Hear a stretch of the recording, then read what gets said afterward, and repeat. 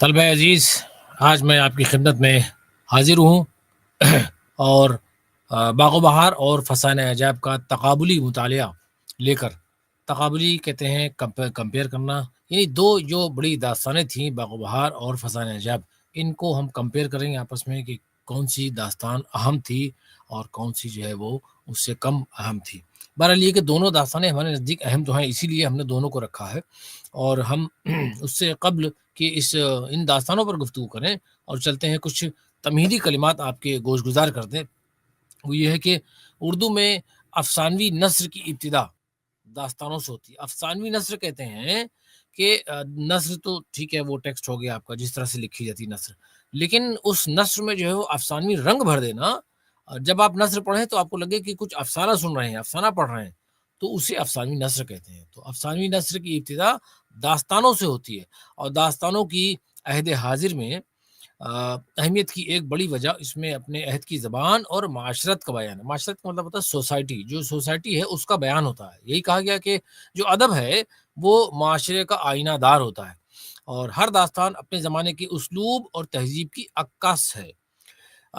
اسلوب کے معنی اسٹائل کے ہوتے ہیں، اور جو تہذیب ہوتی ہے وہ کلچر کہلاتی ہے۔ اس کا جو ریفلیکشن ہوتا ہے، جو داستان ہوتی ہے اس میں کیا چیزیں ملتی ہیں، اس میں جو ہے وہ ہماری تہذیب کا اور ہمارے اسلوب کا، جو اس زمانے میں اسلوب جو رائج ہے کہ کس طرح سے داستانیں لکھی جا رہی ہیں، اس کا جو ہے وہ اسلوب جو ہے اس میں نمایاں ہوتا ہے، ظاہر ہوتا ہے۔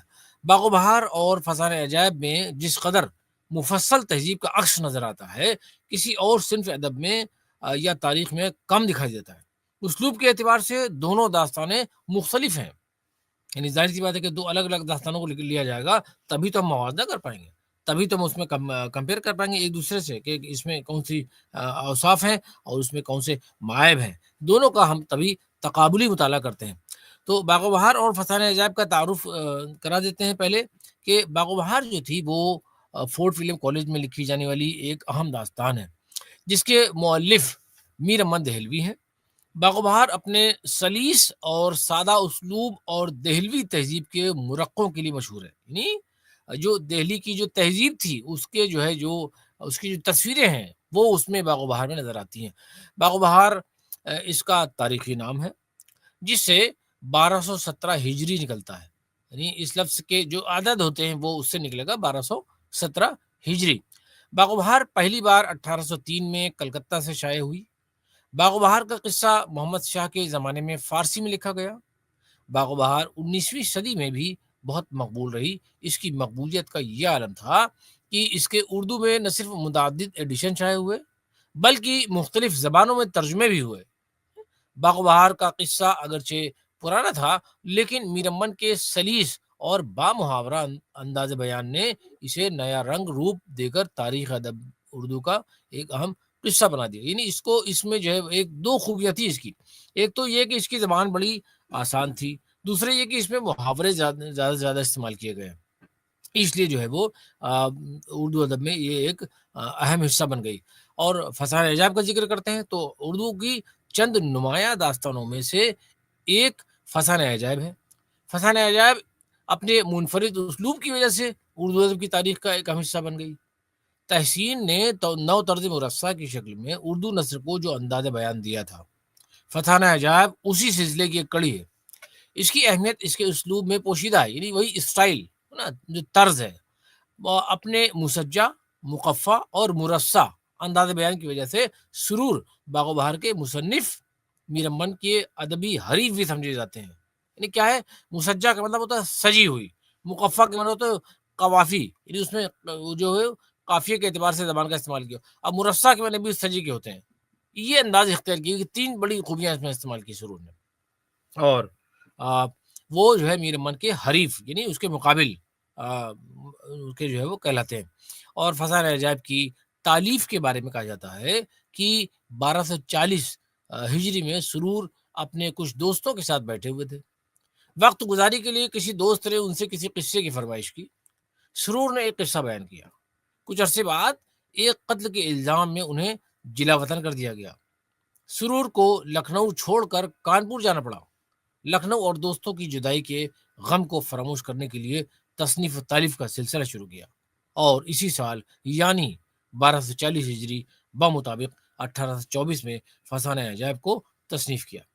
فسانہ عجائب رجب علی بیگ سرور کا تبازات قصہ ہے۔ تبازات کا مطلب ہوتا ہے سیلف کریٹڈ، خود سے لکھا ہوا، لیکن اس عہد میں رائج دوسرے قصوں سے مختلف نہیں ہے۔ میر امن اور رجب علی بیگ سرور کے بارے میں جب ہم گفتگو کرتے ہیں تو ہم یہ کہتے ہیں کہ میر امن دہلی کے رہنے والے تھے۔ میر امن کی ولادت اور وفات کا علم کسی کو تذکرہ نگار کو اب تک نہیں معلوم ہو سکا۔ اندازے کے مطابق کہا جاتا ہے کہ وہ 1748 میں دہلی میں پیدا ہوئے اور 1806 میں ان کا انتقال ہو گیا۔ 1798 اور 99 میں میر امن روزگار کی تلاش میں تنہا کلکتہ پہنچے اور نواب دلاور جنگ کے چھوٹے بھائی میر محمد کاظم خاں کے اتالیق مقرر ہوئے۔ اتالیق میں نے آپ کو متعدد بار بتایا، اتالیق کہتے ہیں جو اخلاقیات کی تعلیم دیتا ہے، جو ہماری تربیت کرتا ہے، ہمارے مزاج کی، ہمارے ذہن کی، ہم کو ہماری شخصیت میں جو نکھار لاتا ہے، جو چار چاند لگاتا ہے، اسے اتالیق کہتے ہیں۔ یہ قدیم زمانے میں اس جو ہے وہ عہدے کا تقرر ہوتا تھا، اس طرح کے استاد ہوتے تھے۔ وہ 2 سال تک وہاں ملازمت کی، پھر میر بہادر علی حسینی کے ذریعے ڈاکٹر جان گلکرسٹ تک پہنچے اور فورٹ ولیم کالج کی ملازمت کی۔ میر امن نے فورٹ ولیم کالج کی ملازمت کے دوران باغ و بہار اور گنج خوبی 2 کتابیں لکھی۔ باغ و بہار قصہ چار درویش اور گنج خوبی اخلاق محسنی کا اردو ترجمہ ہے۔ سرور لکھنؤ میں 1200 ہجری بمطابق 1786 کے آس پاس پیدا ہوئے۔ مرزا اصغر علی بیگ ان کے والد کا نام تھا۔ سرور کے خاندان کے بارے میں اس سے زیادہ معلومات کسی ذریعے سے حاصل نہیں ہوتی۔ مخمور اکبر آبادی نے سرور کا آبائی وطن اکبر آباد لکھا ہے، لیکن اس کا کوئی واضح ثبوت دستیاب نہیں ہے۔ اس عہد کے رواج کے مطابق سرور نے بھی عربی اور فارسی کی تعلیم حاصل کی۔ سرور کے ادبی سفر کا آغاز فسانہ عجائب 1240 ہجری سے ہوتا ہے اور اس کے بعد شگوفہ محبت، گلزار سرور، شبستان سرور جیسی داستانیں ان کا قلم تحریر کرتا ہے۔ شرر عشق کے نام سے سرور نے ایک مختصر قصہ بھی لکھا ہے۔ فسانہ عبرت نام کی کتاب میں سرور نے اودھ کی مختصر تاریخ بیان کی ہے۔ اس میں اودھ کے آخری 4 بادشاہوں کا ذکر کیا گیا ہے۔ تاریخی اعتبار سے یہ کتاب بڑی اہم ہے۔ فارسی کی ایک اور کتاب شمشیر خانی کو بھی سرور نے سرور سلطانی کا نام دے کر ترجمہ کیا۔ یہ کتاب سرور کی زندگی کے آخری ایام کی دین ہے۔ اودھ کے نوابوں نے سے قربت بھی رہی اور ناراضگی کے سبب جلا وطنی کے دن بھی گزارنے پڑے۔ سرور نے اپنی طویل عمر میں لکھنؤ کے نوابوں کا عروج و زوال اپنی آنکھوں سے دیکھا تھا۔ واجد علی شاہ کی حکومت کے بعد سرور کی پریشانی کے دن شروع ہو گئے۔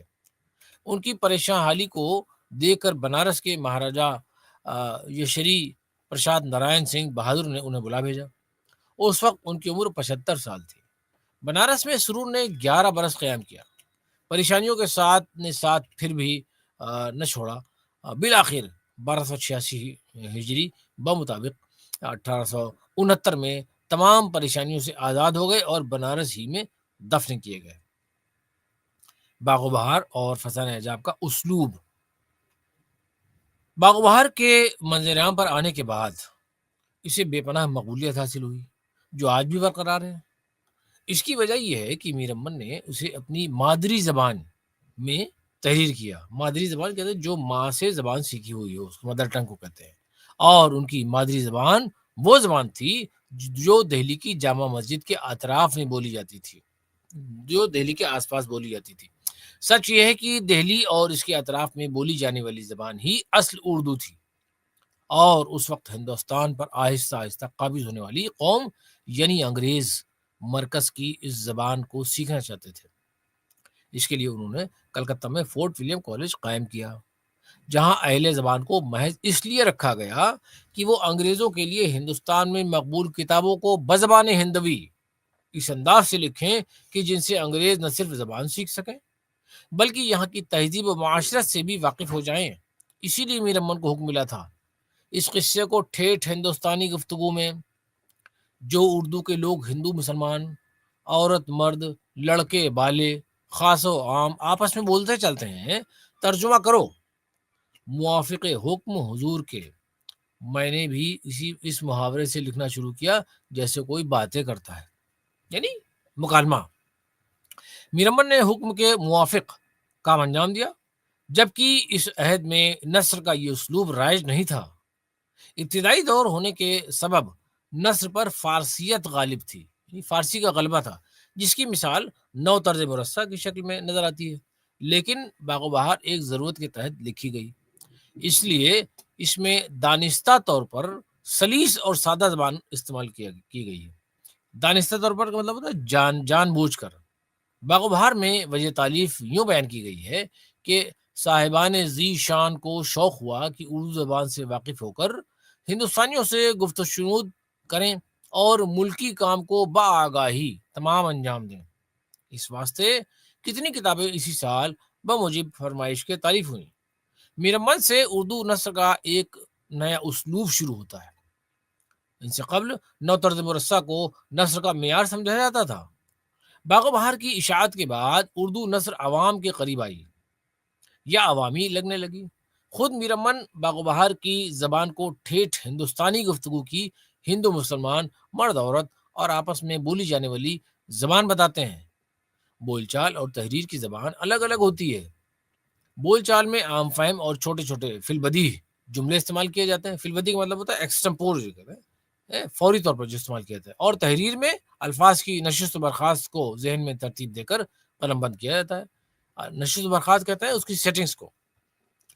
باغ و بہار کی زبان تحریری معلوم ہی نہیں ہوتی، اس میں منہ سے نکلے ہوئے بے ترتیب الفاظ اور چھوٹے چھوٹے جملوں میں قصہ بیان کیا گیا ہے۔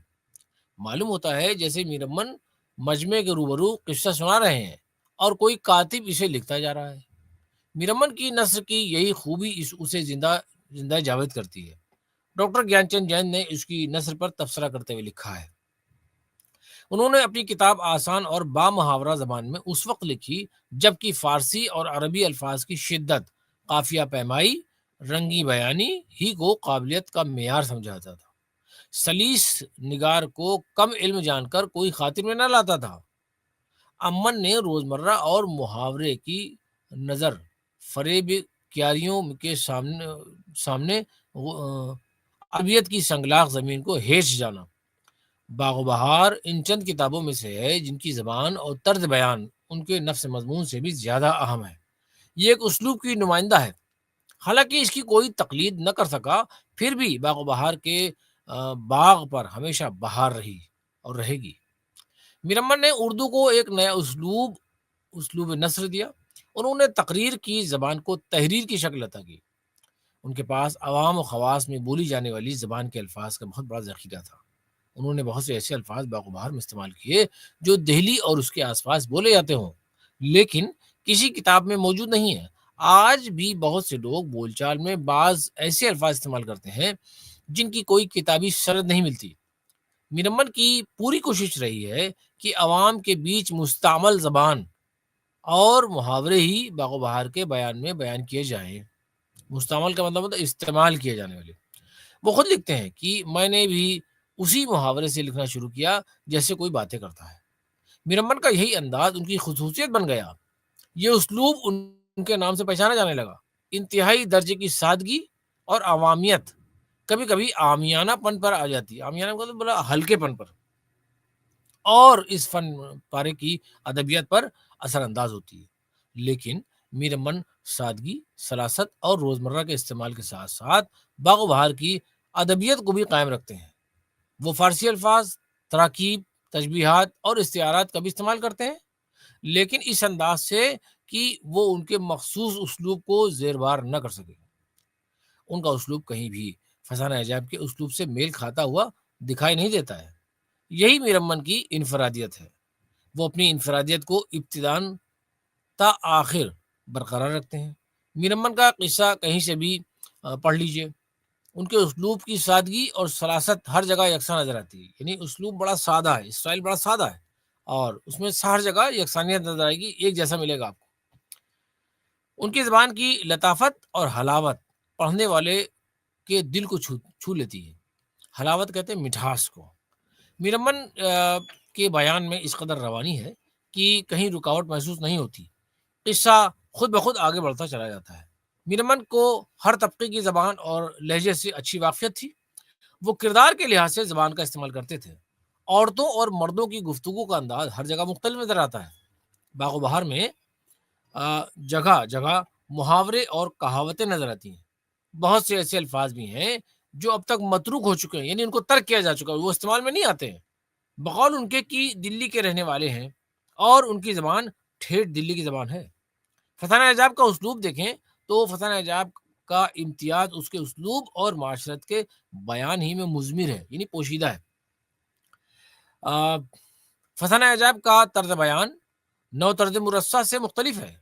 نو طرز مرصع کے انداز میں ابتدان تا آخر تقریباً یکسانیت ہے، یعنی دقیق الفاظ، دقیق کے معنی مشکل، نامانوس تراکیب، ایسی تراکیب جس سے آدمی مانوس نہ ہو، جس سے اس کو انس نہ ہو، محبت نہ ہو، تشبیہات اور استعارات کی بہتات ہر جگہ موجود ہے.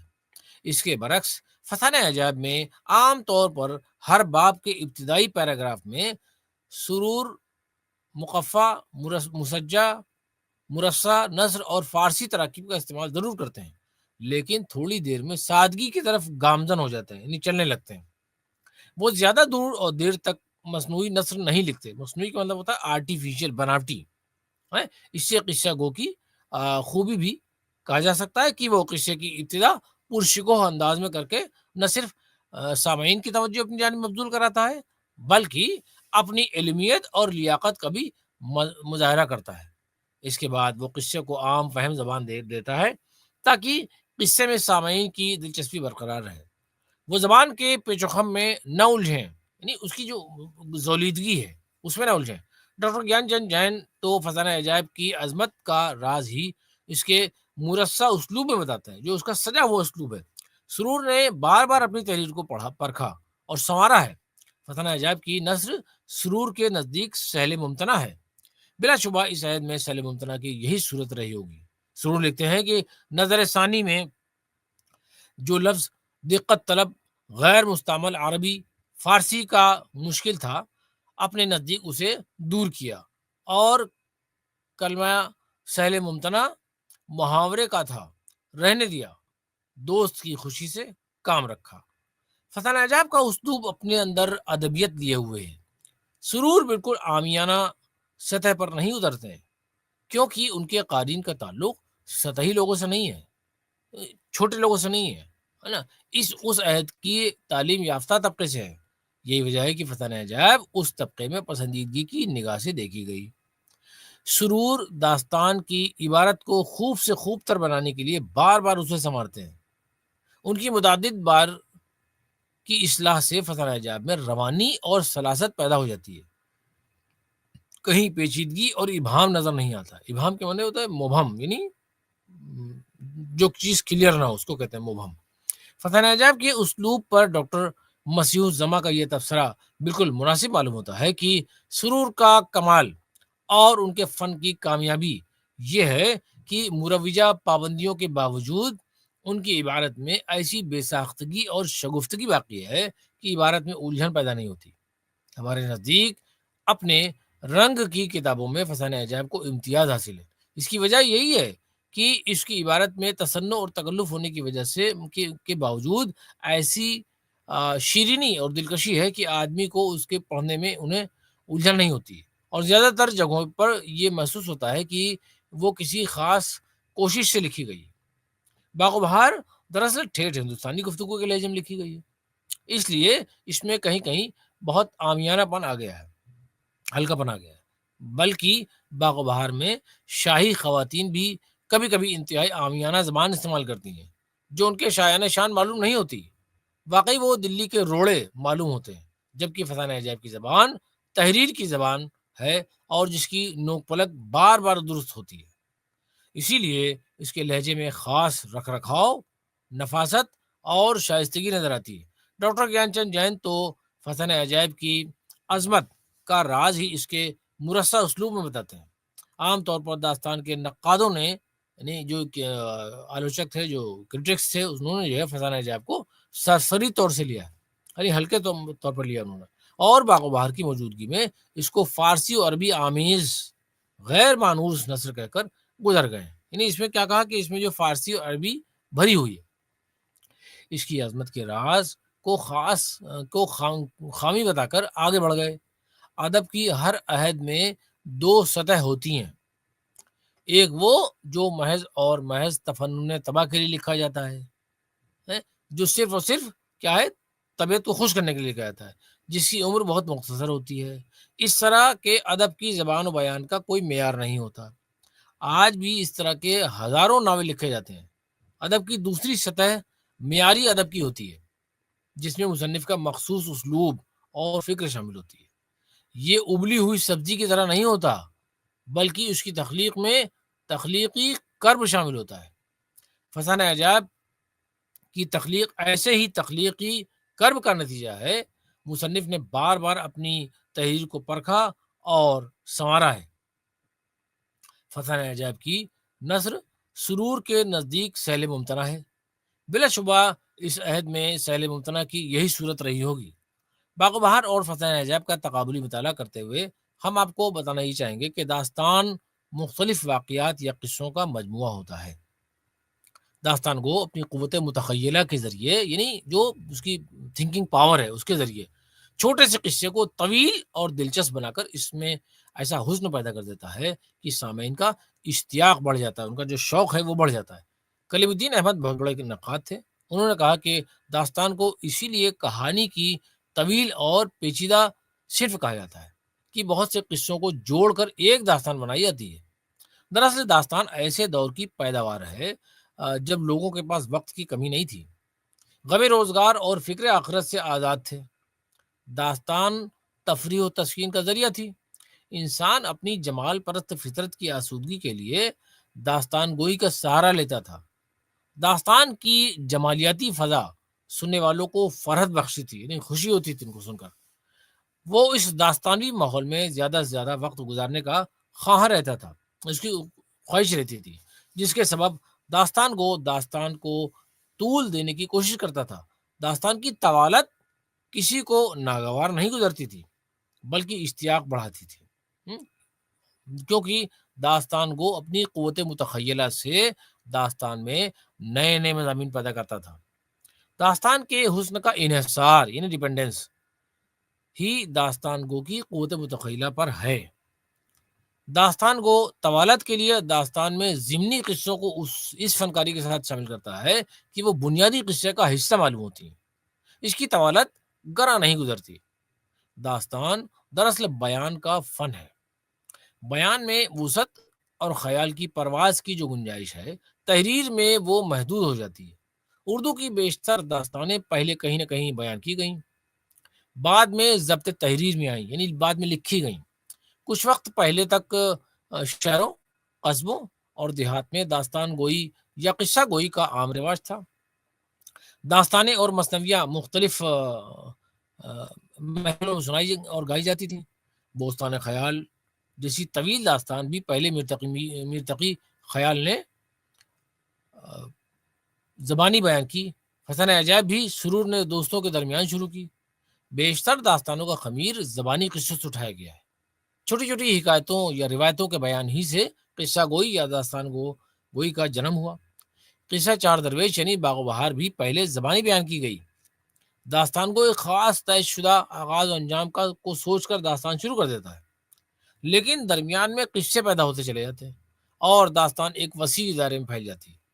ایک کہانی میں کبھی کبھی سینکڑوں قصے شامل ہو جاتے ہیں، لیکن قصے کا تعلق داستان کی بنیادی کہانی سے ضرور ہوتا ہے۔ ہر داستان ایک ہی انداز سے شروع ہوتی ہے۔ ہر داستان کا پہلا کردار کسی ملک یا شہر کا بادشاہ ہوتا ہے، جو عام طور پر داستان کی ابتدا اور اختتام پر ہی نظر آتا ہے، اس لیے کہ وہ مرکزی کردار یا داستان کا ہیرو نہیں ہوتا۔ داستانوں میں اس کی اولاد یعنی شہزادے مرکزی کردار ہوتے ہیں۔ جن بادشاہوں سے داستانوں کا آغاز ہوتا ہے وہ سبھی عدل و انصاف میں نوشیرواں اور سخاوت میں حاتم بتائے جاتے ہیں۔ رعایا ان کے عہد میں انتہائی خوشگوار زندگی بسر کرتی ہے۔ سبھی داستان کے آغاز اور ان کے کرداروں میں یکسانیت نظر آتی ہے نا، یعنی ساری جو کردار ہیں وہ یکساں ہیں، برابر ہیں۔ اب آغاز قصے کا کرتا ہوں، ذرا کان دھر کر سنو اور منصفی کرو، یعنی انصاف کرو۔ شہر میں چار درویش کی یوں لکھا ہے، اور کہنے والے نے کہا ہے کہ آگے روم کے ملک میں کوئی شہنشاہ تھا کہ نوشیرواں کسی عدالت اور حاتم کسی سخاوت اس کی ذات میں تھی۔ نام اس کا آزاد بخت اور شہر قسطنطنیہ، یعنی جس کو اب استنبول کہتے ہیں، کا پایہ تخت تھا۔ گرہ کشایان سلسلہ سخن و تازہ کنندگان فسانہ کہن، یعنی محرران رنگین تحریر و مورخان جادو تقریر نے اشب جہندہ قلم کو میدان وسیع بیان با کرشمے سحر سازی و لطیفہ ہائے حیرت پرداز گرم عنان جولاں یوں کیا ہے کہ سرزمین ختن میں ایک شہر تھا، مینو سواد بہشت نژاد پسند خاطر محبوبان جہاں قابل بود و باش خوبان زماں شمیم صفت اس کی معطر کن دماغ جاں مسکن التہاب قلب واقع خفقاں زمیں اس کی رشک چرخ بھریں رفت و شان چشمک زن بلندی فلک ہفتمی گلی کوچا خجلت دا گلشن آبادی گلزار بستان تختہ چمن بازار ہر ایک بے آزار مصفہ ہموار دکان نفیس مکان نازک پائیدار خلق خدا بخاطر شاد، اسے فسحت آباد کہتے ہیں، ہر تذکرہ نگار اور ناقد نے باغ و بہار کا ذکر کرتے ہوئے اس کے طرز بیان کی سادگی، دلکشی، فصاحت اور بلاغت ہی پر گفتگو کی ہے۔ میرمن سادگی، سلاست اور روزمرہ کے استعمال کے ساتھ ساتھ باغ و بہار کی ادبیت کو بھی قائم رکھتے ہیں۔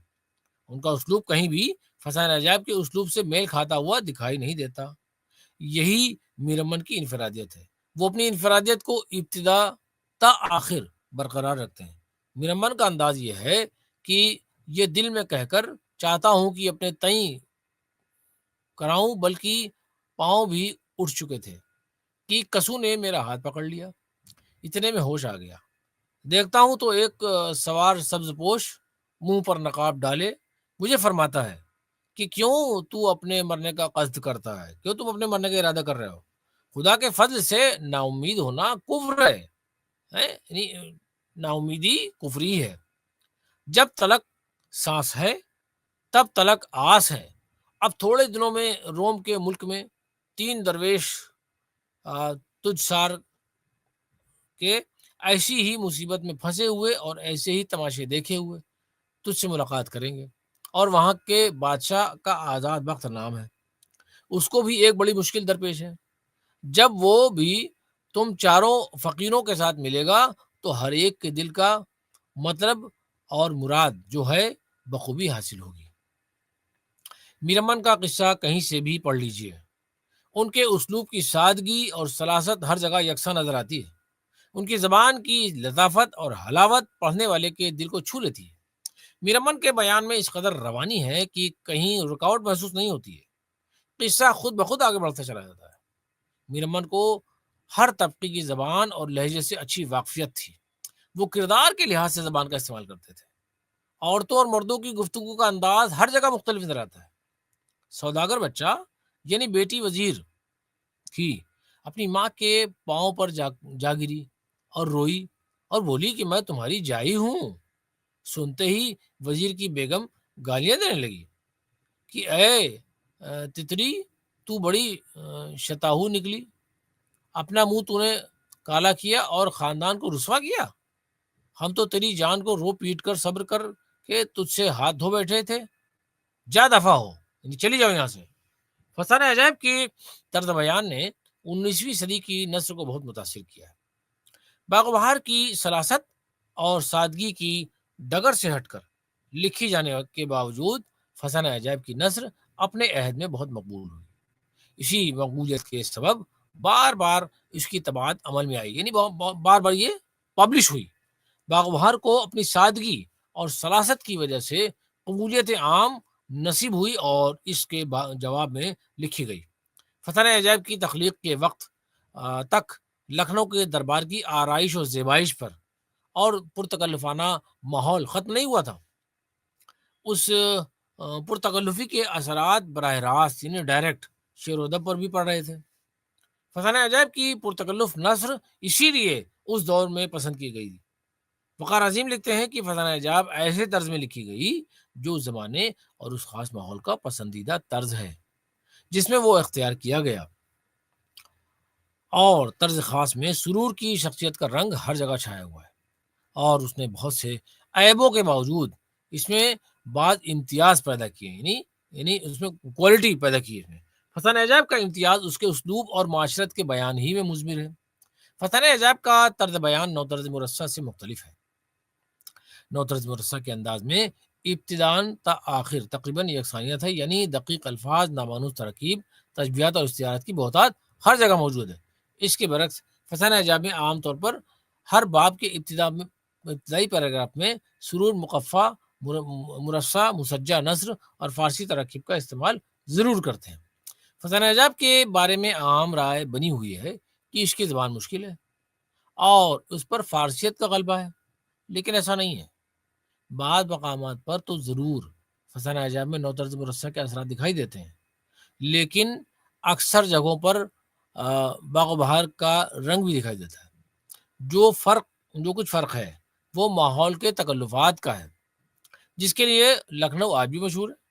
ڈاکٹر گیان چند جین کا بیان یہ ہے کہ عربی فارسی کی افراط یعنی زیادتی، مقفع و مسجع فقرے، یعنی جو اس طرح ایسے فقرے جس میں جو ہے قافیہ کی طرح ہوتے ہیں، ہے نا، جیسے قافیہ نا تو رائمنگ ورڈز جو ہوتے ہیں، اور مسجع میں سجے ہوئے وہ فقرے، استعاروں کی نکتہ سنجی، ایہام کی موشگافی، مبالغے کا زور اور اطناب بیجا فسانہ عجائب کے عناصر ترکیبی ہیں، کچھ زیادہ ہی ناقدانہ ہے، جبکہ فسانہ عجائب کی عبارت کا بیشتر حصہ ایسا نہیں ہے۔ قصے میں شہزادے اور شہزادیوں کی زبان تو بالکل سادہ اور روزمرہ ہے۔ جان عالم جو مرکزی کردار ہے، تمام شان و شوکت اس کے ارد گرد ہے۔ جب بات کرتا ہے تو عام آدمی لگتا ہے۔ مثلا شہزادے نے مسکرا کر کہا، مصیبت خیلا تجھ پر پڑی ہوگی، معلوم ہوا یہاں آفت زدے آتے ہیں، کہو تو تم سب کی کیا مجختی، تم سب کی کیا کمبختی، ایاموں کی گردش نسیموں کی سختی ہے، جو چڑیلوں کی طرح ناکام سر شام پھرتی ہو۔ شہزادیوں کی گفتگو تو باغ و بہار کے نسوانی کرداروں سے زیادہ مختلف نظر آتی ہے، بلکہ مہر نگار جان عالم سے کہتی ہے، تم کوئی زور چیز ہو، یکاؤ تنہا، ٹٹو نہ گھوڑا، گٹھری نہ بخچا، ننگا لچا، وہی مسل ہے، رہے جھوپڑے میں خواب دیکھے محلوں کا، ہر بات میں ٹھنڈی گرمیاں کرتے ہو، جو یہی خوشی ہے تو لو۔ اور شہزادی انجمن آرا جو داستان کی ہیروئن ہے، اس انداز سے بات کرتی ہے کہ میری قسمت کمبخت بری ہے، ایک مصیبت سے چھڑا دوسری آفت میں پھنسایا، ہردم کے تانے اپنے بیگانے کے سننے پڑے کہ یہ آیا مجھے قید سے چھڑایا، خدا جانے وہ کون ہے، کہاں سے آیا ہے، اپنے تئیں شہزادہ بنایا ہے، میں آپ کی لونڈی ہوں، باہر صورت فرما بردار، اگر کنویں میں جھونک دو چاہ سے گر پڑوں، اف نہ کروں۔ فسانہ عجائب کا اسلوب اپنے اندر ادبیت لیے ہوئے ہے۔ سرور بالکل عامیانہ سطح پر نہیں اترتے، کیونکہ ان کے قارئین کا تعلق سطحی لوگوں سے نہیں ہے، اس عہد کے تعلیم یافتہ طبقے سے ہے۔ یہی وجہ ہے کہ فسانہ عجائب اس طبقے میں پسندیدگی کی نگاہ سے دیکھی گئی۔ باغ و بہار دراصل ٹھیٹھ ہندوستانی گفتگو کے لہجے میں لکھی گئی ہے، اسی لیے اس میں کہیں کہیں بہت عامیانہ پن آ گیا ہے، بلکہ باغ و بہار میں شاہی خواتین بھی کبھی کبھی انتہائی عامیانہ زبان استعمال کرتی ہیں۔ باغ و بہار اور فسانہ عجائب میں دہلی اور لکھنؤ کی معاشرت کی بھرپور عکاسی کی گئی ہے۔ میر امن کی وابستگی دلی کی زمین سے تھی، وہ عظیم آباد اور کلکتہ میں بھی اپنی زمین سے وابستہ رہے۔ ان کے بیان میں دلی کے لال قلعے کا شاہانہ ساز و سامان، شہزادیوں کے باغات، یہاں کی عالیشان حویلیاں اور چاندنی چوک بھی موجود ہے۔ نو طرز مرصع کی طرح باغ و بہار میں بھی چیزوں اور کھانوں کے نام کی ایک طویل فہرست ہے۔ میر امن کسی منظر کے بیان کے وقت ہر چیز پر نظر رکھتے ہیں۔ ان کے بیان میں دلی کے وزراء اور عمرا کی حویلیوں کی آرائش و زیبائش نظر آتی ہے۔ وزراء کہتے ہیں وزیروں کو، عمرا کہتے ہیں امیروں کو، یہ جمع ہے، وزیر کی جمع وزراء اور امیر کی جمع عمرا۔ ان کی حویلیوں کی آرائش یعنی ان کا جو بھی آرائش و زیبائش، جو بھی ڈیکوریشن تھا، جو بھی خوبصورتی تھی، اس میں جو ہے وہ جو مرصع کاری کی گئی تھی، گل بوٹے بنائے گئے تھے، نقش و نگار بنائے گئے تھے، اسے کہتے ہیں، وہ سب نظر آتی ہے اس میں۔ اس میں حیث بیس میں گھر کے گھر کے نزدیک پہنچا تو کیا دیکھتا ہوں کہ دروازے پر دھوم دھام ہو رہی ہے۔ گلہارے میں جھاڑو دے کر چھڑکاؤ کیا ہے، یساول عصا بردار کھڑے ہیں۔ میں حیران ہوا، لیکن اپنا گھر جان کر قدم اندر رکھا۔ دیکھا تو تمام حویلی میں فرش مکلف لائق ہر مکان کے جا بجا بچھا ہے اور مسندیں لگی ہیں۔ پاندان، گلاب پاش، عطر دان، پیک دان، چنگیزن، نرگس دان قرینے سے دھرے ہیں۔ طاقوں میں رنگ ترے، کنولے، نارنگیاں اور گلابیاں، رنگ برنگ کی چنی ہیں۔ ایک طرف رنگ آمیز ابرک کی ٹٹیوں میں چراغاں کی بہار ہے، ایک طرف جھاڑ اور سرو کنول کے روشن ہیں، اور تمام دالان اور شہنشینوں میں طلائی شمع دانوں پر کافوری شمع چڑھی ہوئی اور جڑاؤ فانوسیں اوپر دھری ہیں۔ فتح عجاب میں سرور کی لکھنؤ سے محبت اور وابستگی نظر آتی ہے۔ یعنی سرور جو تھے وہ لکھنؤ سے بڑے اٹیچ تھے، اس سے انہوں نے جو ہے وہ اپنی جو والہانہ محبت تھی اس کا اظہار کیا فتح عجاب میں۔ لکھنؤ کی پوری تصویر تو سرور نے قصے کے آغاز سے ہی قبل ہی ایک باب کی شکل میں پیش کر دی ہے۔ قصے میں جہاں کہیں بھی کسی شہزادے کا ذکر آیا ہے، اس بیان میں بھی لکھنؤ ہی کی جھلک دکھائی دیتی ہے۔ ملاحظہ کیجیے زرنگار کا بیان: دروازے سے آگے بڑھا، شہر دیکھا، قطع دار، ہموار، قرینے سے بازار، کرسی ہر دکان کی کمر برابر، مکان ایک سے ایک، بہتر و برتر، بیچ میں نہر، جا بجا فوارے، عمارات شہر پناہ کے میل کے، جواہر نگار سانچے کے ڈھلے، ہاتھ کا کام معلوم نہ ہوتا تھا، نہ کہیں بلندی نہ پستی، ہموار بسی ہوئی بستی، ایک کا جواب دوسری طرف، ادھر بزاز تو ادھر بھی صراف کے مقابل صراف، بازار کا صحن نفیس شفاف، جوہری کے روبرو جوہری، زر و جواہر کا ہر سمت ڈھیر، نقد و جنس سے ہر شخص سیر، حلوائی نان بائی کنجڑے قصائی، سقوں کے کٹوروں کی جھنکار، میوہ فروشوں کی پکار، دلالوں کی بول چال، جہاں کا اسباب و مال، نہر کی کیفیت جدا، قد آدم آب مصفا، فواروں سے کیوڑا گلاب اچھلتا، بازار مہک رہا، ہر طرف دھوم دھام، خلقت کا ازدحام کہتے ہیں بھیڑ بھاڑ کو، خلقت کہتے ہیں لوگ کو، لوگوں کی بھیڑ بھاڑ وہاں نظر آتی ہے۔ تو یہ جو ہے وہ آپ نے دیکھا کہ اس طرح سے جو ہے وہ اب ہم اس آگے گفتگو کریں گے کہ باغ و بہار میں ہندوستانی معاشرت جو تھی وہ کس طرح سے ہمارے سامنے آتی ہے، یعنی انڈین جو کلچر ہے وہ کہاں کیسے اس میں شامل کیا گیا ہے۔ اردو میں افسانوی نثر کی ابتدا داستانوں سے ہوتی ہے۔ داستانوں کی عہد حاضر میں اہمیت کی ایک بڑی وجہ اس میں اپنے عہد کی معاشرت کا بیان ہے، یعنی اس میں اپنے عہد کا جو اپنا پیریڈ ہے، اس عہد کی جو سوسائٹی ہے اس کا بیان ہے۔ ہر داستان اپنے زمانے کی تہذیب کی عکاس ہوتی ہے، اور ہر داستان گو کی تہذیبی جزیات پر گہری نظر ہوتی ہے۔ تہذیبی جزیات کا مطلب ہوتا ہے کہ جو تہذیبی چھوٹی چھوٹی چیزیں ہیں اس پر جو ہے وہ ایلیمنٹیشن کہتے ہیں جزیات کو، چھوٹی چھوٹی چیزوں کو جز بجز کر کے بیان کرنا۔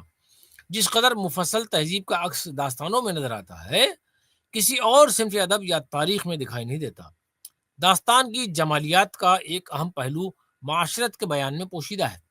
بقول پروفیسر محمد حسن، یہ ہمارے تمدن کی ابتدائی تصویریں ہیں۔ انہی کے بل بوتے پر اس دور کے تمدنی خاکے مرتب کیے جا سکتے ہیں۔ اس دور کی تاریخ اور کوئی تذکرہ اس سے زیادہ سچی اور واضح تصویر پیش نہیں کر سکتا۔ باغ و بہار میں ہندوستانی معاشرت کی عکاسی کے سلسلے میں اگر ہم فکر کریں اور غور کریں کہ کیا تھی، کہ داستان اگرچہ ایک عشقیہ قصہ کا بیان ہے، لیکن اس بیان کے ساتھ پورا ایک معاشرہ، ایک تہذیب گردش کرتی ہوئی نظر آتی ہے، یعنی چلتی ہوئی نظر آتی ہے۔ داستان گو کے اطراف کی زندگی لاشعوری یا نیم شعوری طور پر داستان میں خود بخود شامل ہو جاتی ہے۔ داستان کا انحصار داستان گو کی قوت متخیلہ پر ہوتا ہے، یعنی وہ جو پاور آف تھنکنگ جو ہے اس پر ہوتا ہے، اور قوت متخیلہ مشاہدے اور مطالعے پر مبنی ہوتی ہے، یعنی اس کا جتنا مطالعہ ہوگا اور اس کا جتنا مشاہدہ ہوگا، اور قوت متخیلہ اتنی ہی اسٹرانگ ہوگی۔ کسی بھی فنکار کی تمام تخلیقات کا دار و مدار اس کے تخیل کی وسعت پر ہے، یعنی جتنا وہ سوچتا ہے وہی اتنا ہی اس کی تخلیق میں موجود ہوتا ہے۔ اصناف ادب میں داستان وہ بحر ذخار ہے جو پوری کائنات کو اپنے اندر سمونے کا حوصلہ رکھتی ہے۔ بحر ذخار کا مطلب ہوتا ہے اتھاہ سمندر۔ اردو کی داستانوں میں کہیں لکھنؤ اور کہیں دہلی کی معاشرت دکھائی دیتی ہے۔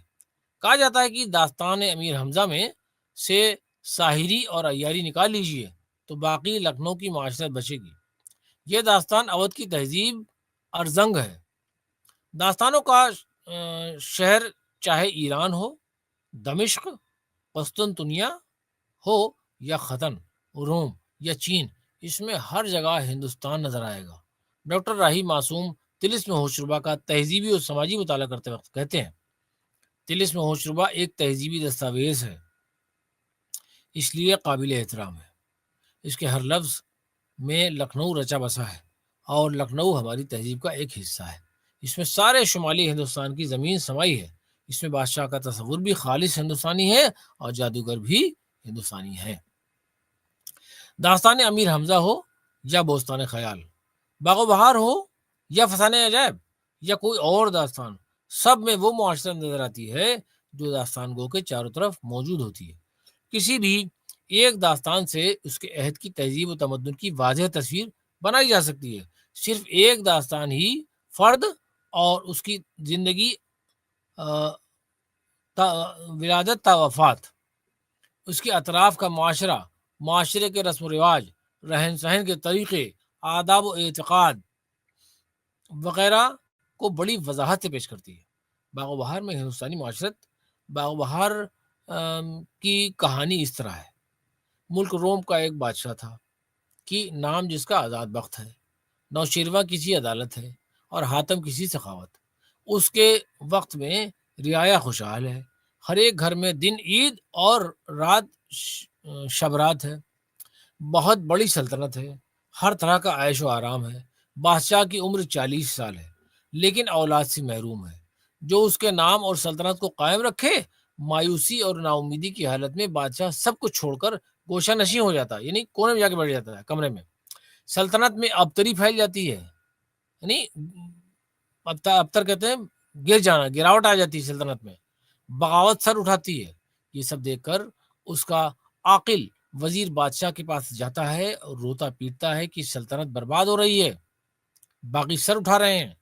بہتر یوں ہے بہتر یوں ہے کہ جہاں پناہ ہر دم اور ہر ساعت ہر گھڑی دھیان اپنا خدا کی طرف لگا کر دعا مانگا کریں، اس کی درگاہ سے کوئی محروم نہیں رہا۔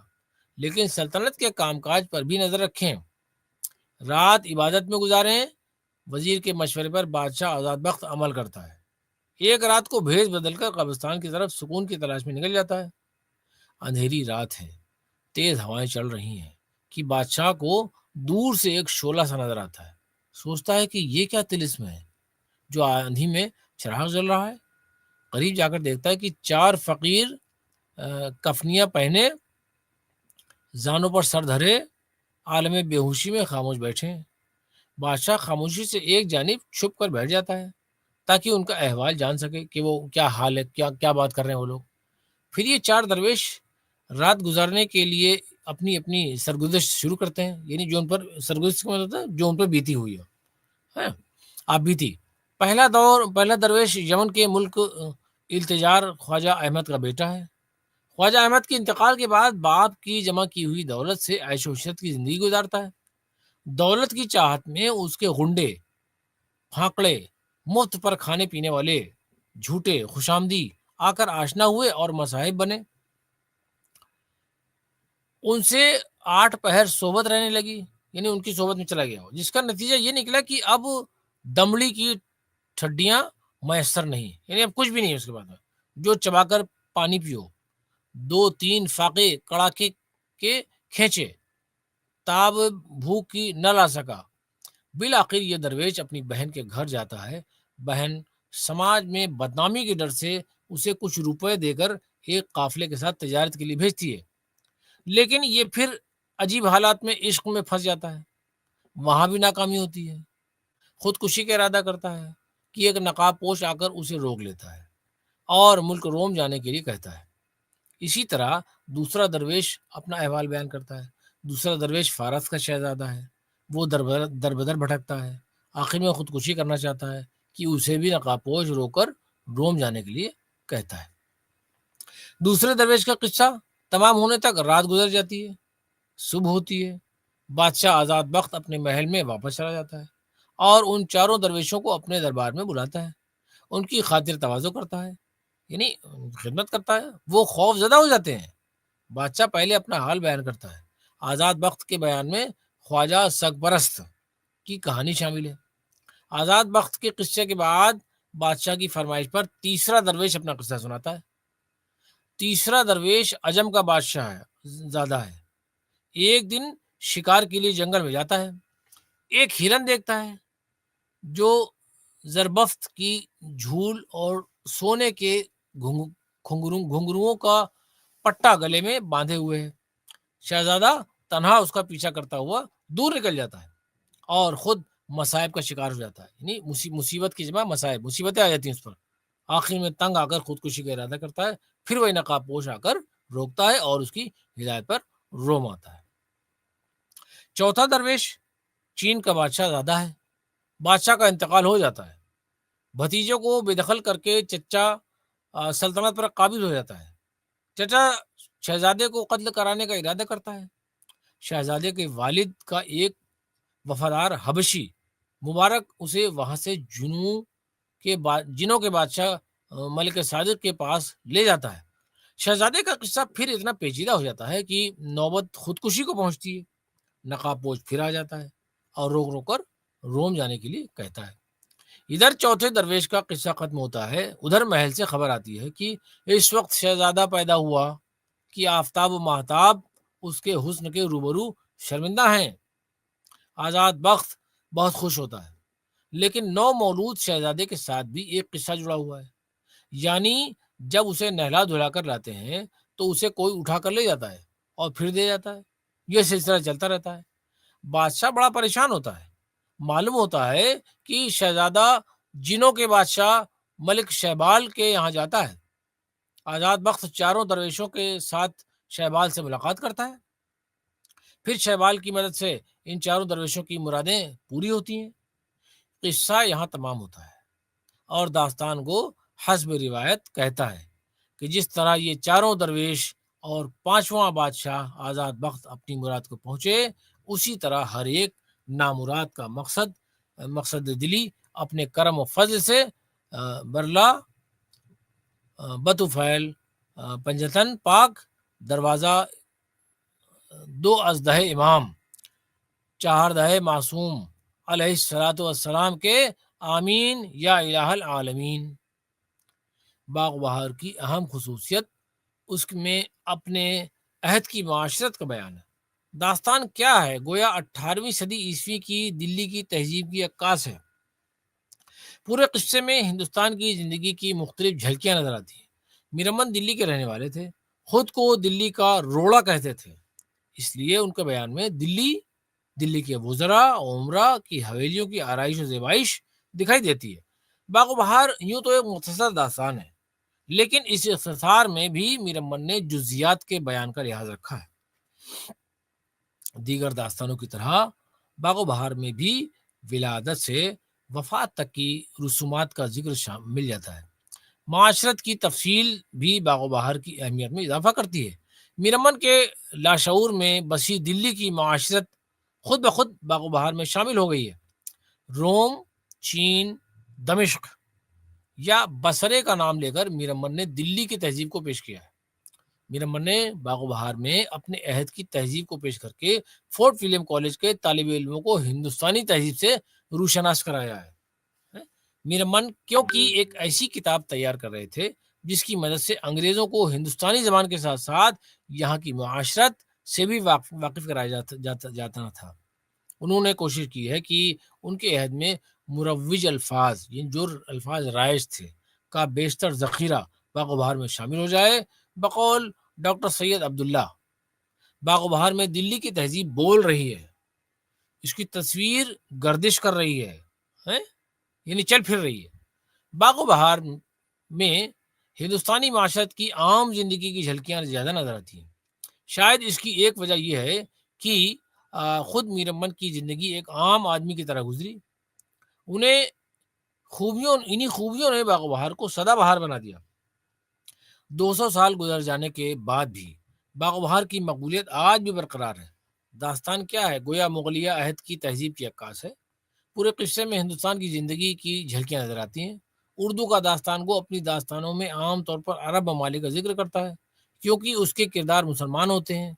اس کے یہاں دمشق، بصرہ، یمن، ایران، مصر، قسطنطنیہ، آذربائیجان کے علاوہ روم اور چین کا بھی ذکر ہوتا ہے، لیکن یہ صرف مکانی فاصلہ پیدا کرنے کے لیے نام لیے جاتے ہیں۔ داستان کو ان داستانوں میں جن کرداروں اور رسم و رواج کو بیان کرتا ہے وہ خالص ہندوستانی ہے۔ دراصل ہر فنکار کے تخیل کی بنیاد اس کے مطالعے اور مشاہدے ہی پر ہوتی ہے۔ اس کا مشاہدہ ہی اس کے لاشعور میں محفوظ ہوتا ہے جو خود بخود اس کی تخلیق میں در آتا ہے۔ میر امن کی زندگی عوام و خواص دونوں کے بیچ گزری۔ وہ زندگی کے تمام نشیب و فراز سے آشنا تھے۔ نشیب و فراز کا مطلب تو اتار چڑھاؤ سے آشنا تھے۔ انہوں نے خود کو دلی کا روڑا کہا ہے اور روڑے کی وابستگی زمین سے ہوتی ہے۔ زمین سے وابستگی کا مطلب ہے کہ اس کی جڑیں وہاں پیوست ہیں۔ میر امن کی وابستگی دلی کی زمین سے تھی۔ وہ عظیم آباد اور کلکتہ میں بھی اپنی زمین سے وابستہ رہے۔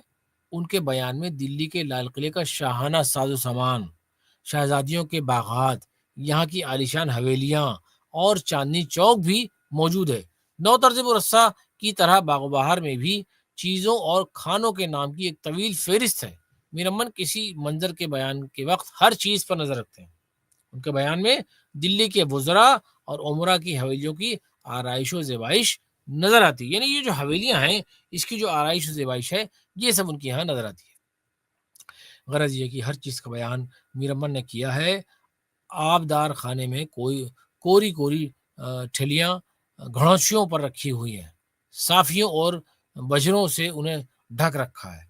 برابر میں چوکی پر کٹورے، ڈونگے، تھالیاں، برف کے آب خورے کہتے ہیں مٹی کے پیالے کو، وغیرہ رکھے ہوئے ہیں۔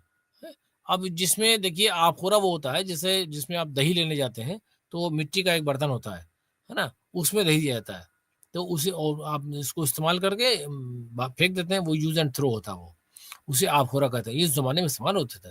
بہت سی چیزیں ایسی اس کے اندر بتائی جا رہی ہیں، ہم آپ کو بتاتے ہیں کہ جو کبھی سنے نہیں ہوگا آپ نے، گھڑوچیوں نہیں سنا ہے آپ نے۔ تو میر امن کی نظر سے کوئی چیز بچتی نہیں ہے۔ داستان گوئی کی ایک کامیابی ہی اس کی قوت بیان پر ہے، جس سے وہ جزیات نگاری میں کامیاب ہوتا ہے۔ جزیات نگاری داستان گوئی کے فن کا ایک حصہ ہے جو قصے کو نہ صرف طول دیتا ہے بلکہ معلومات بھی فراہم کرتا ہے۔ باغ و بہار یہ تو ایک مختصر داستان ہے، لیکن اس اختصار میں بھی میر امن نے جزیات کے بیان کا لحاظ رکھا ہے۔ ایک دعوت کا بیان کرتے ہوئے میر امن لکھتے ہیں، اور دسترخوان بچھوا کر مجھ تن تنہا کے روبرو بقاول نے ایک تورے کا تورا چن دیا، 4 مشقاب، ایک میں یخنی پلاؤ، دوسرے میں قورمہ پلاؤ اور تیسرے میں متنجن جو ہے وہ بڑے اس میں میوے پڑے ہوتے تھے، بہت گھی کے ساتھ ہوتا تھا، بہت ساری لوازمات ہوتے تھے، یہ تو اب ختم بھی ہو گیا متنجن۔ زردہ جسے آج آپ کہتے ہیں دعوتوں میں کھاتے ہیں آپ، اسے متنجن کہتے ہیں. وہ زردے کی بہت اعلیٰ شکل تھی. وہ سفیدہ بھی ہوتا ہے، جو جس میں کھویا پڑا ہوتا ہے، کاجو پڑا ہوتے ہیں، وہ سفیدہ کہلاتا ہے. وہ سفید رنگ کا ہوتا ہے. زردہ چونکہ زرد رنگ کا ہوتا ہے اس لیے اس کو زردہ کہتے ہیں. تو یہ سفیدہ ہو چاہے زردہ ہو، وہ متنجن کی قسم بڑی اعلیٰ تھی. چوتھی میں کوکو پلاؤ اور یک قاب زردے کی اور کئی طرح کے قلیے، دو پیازا، نرگسی، بادامی، روغن جوش اور روٹیاں کئی قسم کی، باقر خانی، تنکی، شیرمال، گاؤ دیدہ، گاؤ زبان، نان نعمت، پراٹھے اور کباب کوفتے کے، ٹکے کے، مرغ کے، خاگینہ، ملغوبہ، شبدیگ، دم پخت، حلیم، ہریسہ، سموسے ورقی، قبولی، فرنی، شیر برنج، ملائی، حلوہ، فالودہ اور پن بھتہ، نمش، آب شورا، ساق عروس، لوزیات، مربع، اچاردان، دہی کی قلفیاں، یہ نعمتیں دیکھ کر روح بھر گئی. باغ بہار کے مطالعے سے شاہی تکلفات اور اس عہد کی تہذیب کا مکمل علم ہوتا ہے. کسی تاریخ کی کتاب میں اتنی تفصیل سے ذکر نہیں ملے گا. داستان کو اپنی واقفیت کے اظہار اور داستان کو طویل کرنے کی وجہ سے ہر بات کو مفصل بیان کرتا ہے، یعنی بہت ڈیٹیل میں چلا جاتا ہے. باغ بہار کا شمار تو مختصر داستانوں میں ہے، اس کے باوجود یہاں ہر چیز کی تفصیل موجود ہے. معاشرت کے بیان کی یہی تفصیل باغ بہار کی اہمیت میں اضافہ کرتی ہے. اور داستانوں کی طرح باغ بہار میں بھی ولادت سے وفات تک کی رسومات کا ذکر مل جاتا ہے. بچے کی ولادت پر خوشیاں منائی جاتی ہیں، مٹھائیاں تقسیم ہوتی ہیں، صدقات دیے جاتے ہیں، ذائچے تیار ہوتے ہیں. سفر پر جاتے وقت امام ضامن باندھا جاتا ہے. امام ضامن یا ہاتھ میں باندھا جاتا تھا کہ حفاظت کرنے کے لیے ہوتا تھا. امام ضامن ہوتا وہ ضمانت کا جو ہے کہ آپ کی حفاظت کی ضمانت رکھتا ہے. یہ امام ضامن. ماتھے پر ٹیکا لگایا جاتا ہے، شادی میں سہرا بنتا ہے، انتقال پر تیجا اور چہلم ہوتا ہے. یہ سب ہندوستانی رسمیں ہیں. داستان میں ہر جگہ ہندوستان کی تہذیب نظر آتی ہے. پہلے درویش کے قصے میں اس کا بہن کے گھر جا کر رہنے کو داستان کا معیوب قرار دینا ہندوستانی تہذیب کا حصہ ہے. اور آج بھی ہندوستانی تہذیب میں شادی شدہ بہن یا بیٹی کے گھر جا کر کھانے پینے کو بھی معیوب سمجھا جاتا ہے.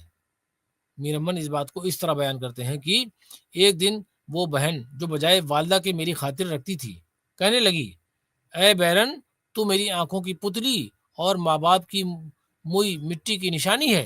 تیرے آنے سے میرا کلیجہ ٹھنڈا ہوا. جب تجھے دیکھتی ہوں باغ باغ ہو جاتی ہوں. تو نے مجھے نہال کیا، لیکن مردوں کو خدا نے کمانے کے لیے بنایا ہے.